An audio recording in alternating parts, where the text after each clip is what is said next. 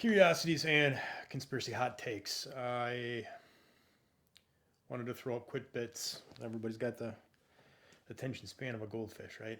Um, but I don't think enough people are putting stuff together, even though alternative media and the trust and faith in mainstream media is at an all-time low. Mostly just throwing out things because consideration factors, just, you know, uh, like I said, curiosities. Over the past 4 years, you would have a hard time saying that things that just happen to be coincidental accidents don't somehow have certain common traits in them, namely your train derailments, wildfires, uh, attacking of farms, ranches, land rights, EPA overreach. let's see. Let's see how many things you can throw out into this, and figure out what exactly they all have in common. But if you were to look at just say the accidents perspective and those who are older, but I mean you could trace back 40 years, you'd never have this many quote unquote coincidences that have ever happened or have anybody even worry about them. The major news reports, interestingly enough, if you roll back, are those that always involved some kind of three-letter agency attack or violations on actual human rights and liberties over the course of, say through the 70s, 80s, 90s, and obviously uh, culminating in the Patriot Act in 2001, which should just look at the perspective and say, wow, if I really wanted to kind of begin to solidify power and oversight and create a technological cattle corral, then that's a pretty good start. And as such, it's been passed, the NDAA and the uh, the spying on Americans has been passed over and over again by the Congress, or passed through over and over and accepted and refunded, and there's no real human liberty anymore that is, and there's no representation in Congress. But this kind of all brings me to this whole point. Okay, so let's look at the bridge that just happened in Baltimore.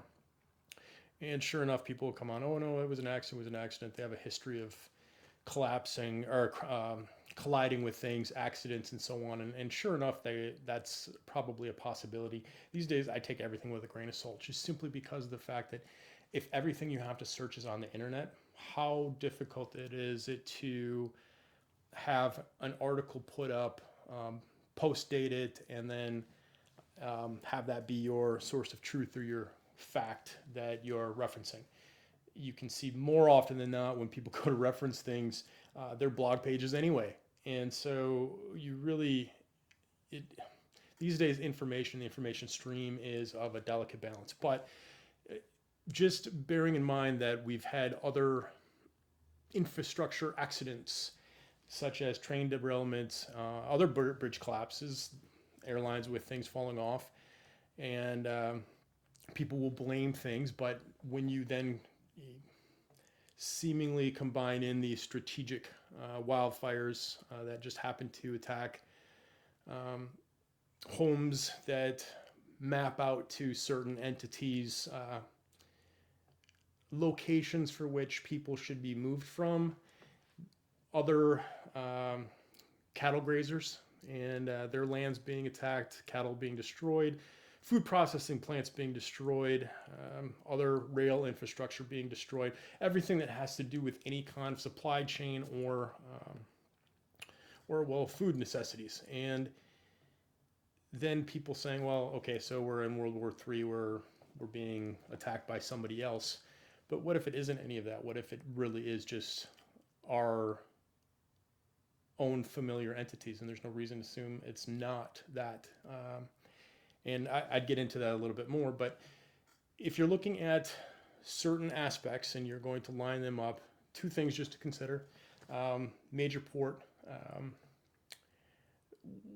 Does the port have specific characteristics for an import by way of, like, what I mean, is there a certain type of product that can only be brought through that port because it has the facilities or the safety measures with which to actually import it, and vice versa, to export it.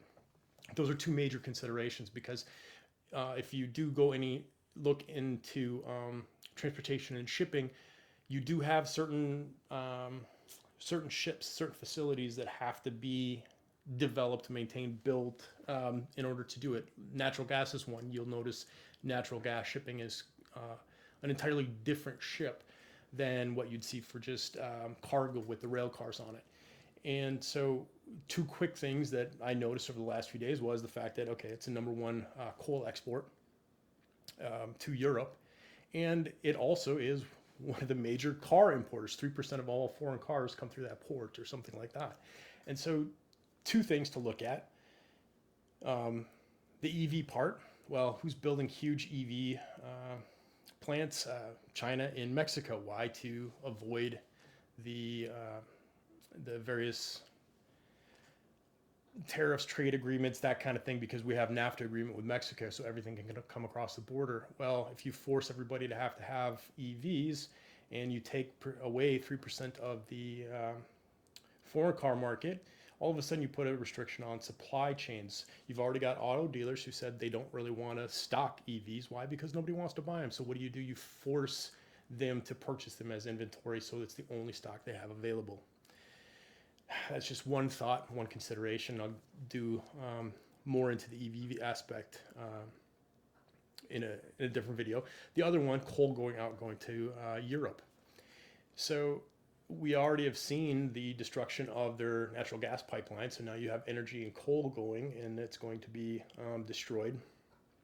And by way of Europe being a vassal state, they have pretty much broken off ties to other major commodity supplying countries for which you'd be able to actually get energy. And what seems to be the general goal here? Oh, all these countries in the West are shutting down energy capability, production capacity, and so on, and trying to switch it over to electrical. Why? Because electrical can be controlled, and it's much more difficult to control fuel, petrol, coal, and things of that nature that can't just be shut off by shutting down, say, the electrical grid system to a particular area or neighborhood. It's a control mechanism. So why might you say that that is going out to Europe? Well, I'll get more into this from another perspective. But if you notice, all of the things that are occurring and all of the inflation, all of the security measures, all of the invasion, everything is occurring in Western countries, only the Western countries. And so you have to look at this grouping and coordinated effort between the UN, EU, throw in WEF, and the communist Marxist entities within our government or the intelligence agencies, and say, holy whatever, it is only the West that is being blocked off, and that's it. And so how do you control countries and people? Energy and food.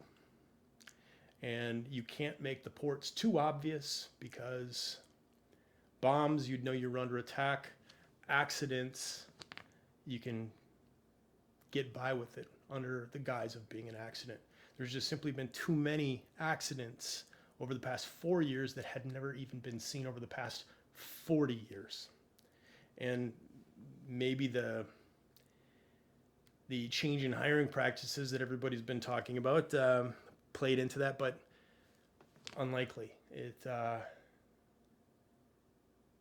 That has been actually going on through AA, affirmative action, back in the 70s and 80s. It's just called a new name. So just some quick bits to consider and think about, and I'll shut off this one and switch to another one. So.